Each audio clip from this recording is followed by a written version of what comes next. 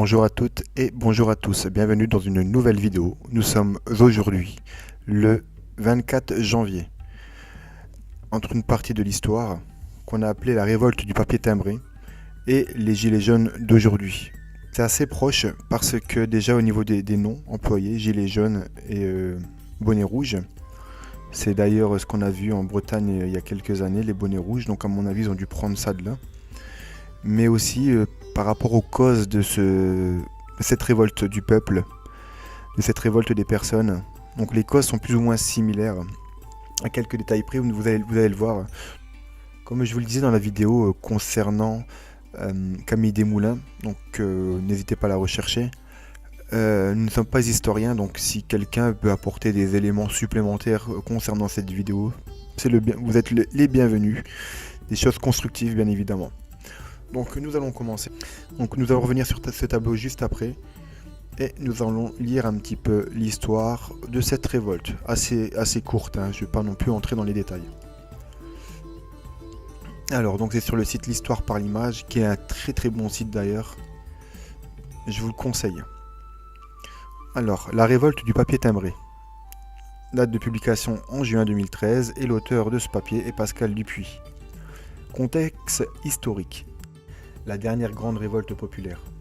La révolte du papier timbré, ou des bonnets rouges qui éclate en Bretagne en juillet 1675, est la dernière grande révolte populaire du XVIIe siècle en France. Donc on peut remarquer cette histoire de bonnets rouges, ici.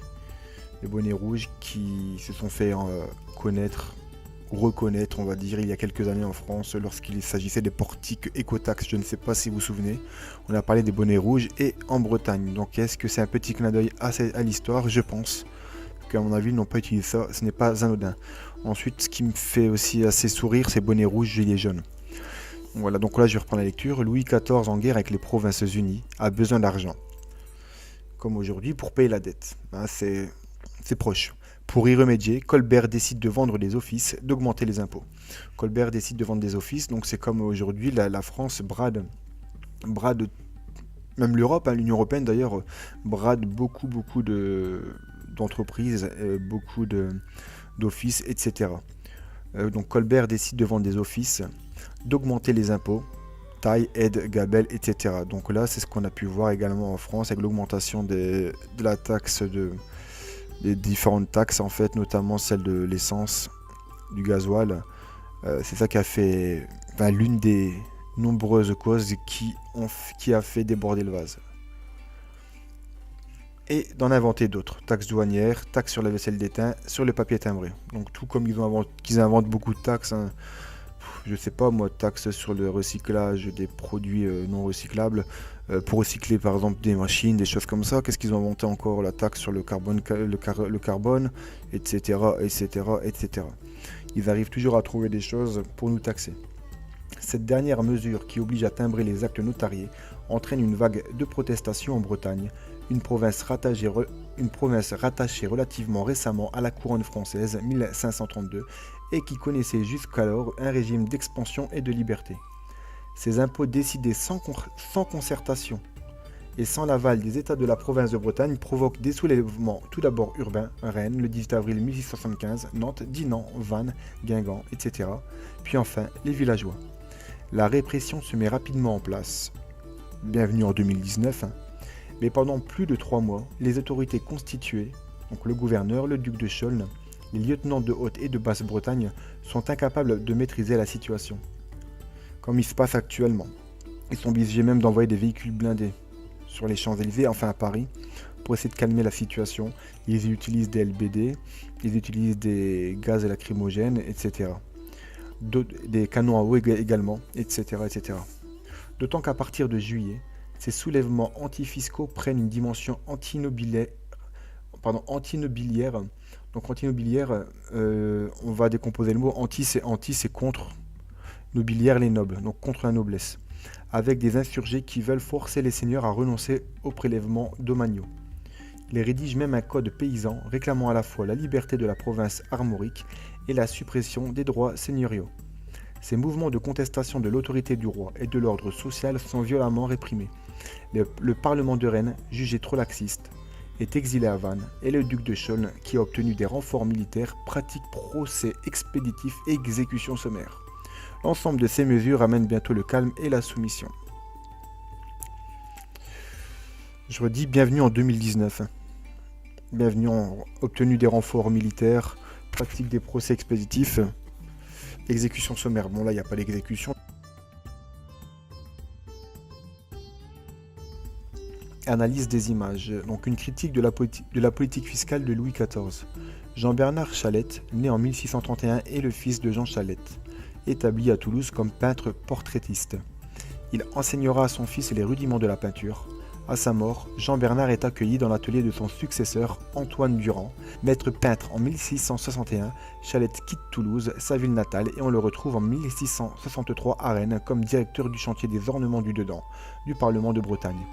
Il réalise alors de nombreux tableaux, dont l'allégorie de la révolte du papier timbré, conservé aujourd'hui au musée de Rennes. Donc c'est ce tableau que nous voyons ici.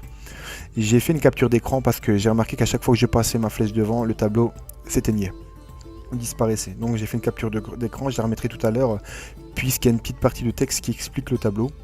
Moi je ne suis absolument pas apte à le faire, je ne connais absolument rien à l'art. Bien qu'ici on pourrait de nous-mêmes vérifier, de regarder les images par nous-mêmes et détailler le tableau, ce qu'on en ressent. Mais c'est vrai que je ne suis absolument pas doué en art. Je n'y comprends rien d'ailleurs. Ce tableau je le trouve très beau, mais tout ce qui est cubisme, toutes ces choses-là, l'abstrait, tout ça, pour moi je ne comprends absolument pas ce genre d'art. Voilà, donc entre ne pas comprendre et critiquer, il y a une différence. Je préfère directement nuancer mes propos.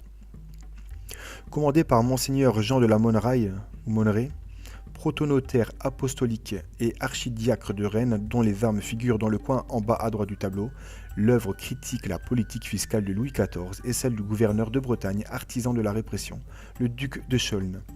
Ce dernier peut être représenté sous la forme de la créature repoussante et maléfique, conduisant le char tiré par deux tiques féroces ou sous les traits de l'être monstrueux à l'arrière-plan, devant la ville en flammes. Donc on parle de ça. On va essayer de... Hop, voilà. Donc on parle de cela. On peut constater. Qui ressemble d'ailleurs à Baphomet. Et d'ailleurs, dans la suite du texte, il parlera de l'apparence du diable. Ce dernier peut être représenté sous la forme de... Le char est guidé par un homme assis sur un trône. À ses pieds gisent des sacs d'or, des coffres regorgeant de bijoux et de pierres précieuses. Autour du char, on relève des hommes en armure inanimée et les corps gisants de femmes et d'enfants. Au premier plan à droite, à l'abri d'une tenture, les allégories de la justice et de la paix. Ici, qu'on peut voir là. Au premier plan à droite, à l'abri d'une tenture, les allégories de la justice et de la paix. Deux jeunes femmes vêtues à l'antique et entourées de leurs attributs symboliques respectifs, balance pour l'une, couronne de laurier pour l'autre, semblent converser et se désintéresser des scènes de violence qui se déroulent devant elles. C'est exactement ce qui se passe encore aujourd'hui, de nombreux accidents, de nombreuses bavures policières. Quand je dis ça, je ne dis pas que certains gilets jaunes, que tous les gilets jaunes sont pacifiques, c'est faux. Il faut un moment être objectif. Certains gilets jaunes sont violents, mais répondent-ils à la violence par la violence? Telle est la question. On ne va pas commencer à jouer à qui a commencé à quoi. De nombreux témoignages indiquent que les manifestants étaient là pacifiquement et qu'ils ont été gazés. Mais je suis originaire de Dunkerque, dans le nord de la France, et j'ai des amis qui ont manifesté à Lone Plage et qui se sont fait gazer sans aucune raison. Interprétation. Une allégorie polémique. Le tableau est daté de 1676, soit une année à peine après le soulèvement. Visible au centre dans un cartouche, l'inscription « Les riches et les pauvres sont injustement accablés » constitue une claire indication de son propos.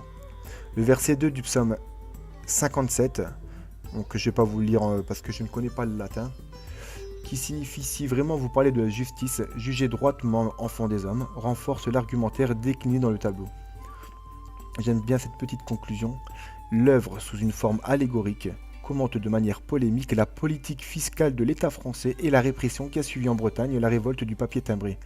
Le char conduit par un diable, écrasant la population, symbolise l'État et ses impôts injustes. La justice et la paix préfèrent ignorer la scène ainsi que les violences et les meurtres commis autour d'elle. L'extrait du psaume de David sous-entend que ce nouvel impôt a été décidé sans souci d'équité. La ville en flammes rappelle les incendies qui ont éclaté à Rennes lors de la répression menée par le duc de Chaulnes, l'un des êtres monstrueux aux ordres du monarque, qui semble avoir signé par là un pacte avec le diable. Comme vous pouvez le constater, on retrouve beaucoup de choses en commun entre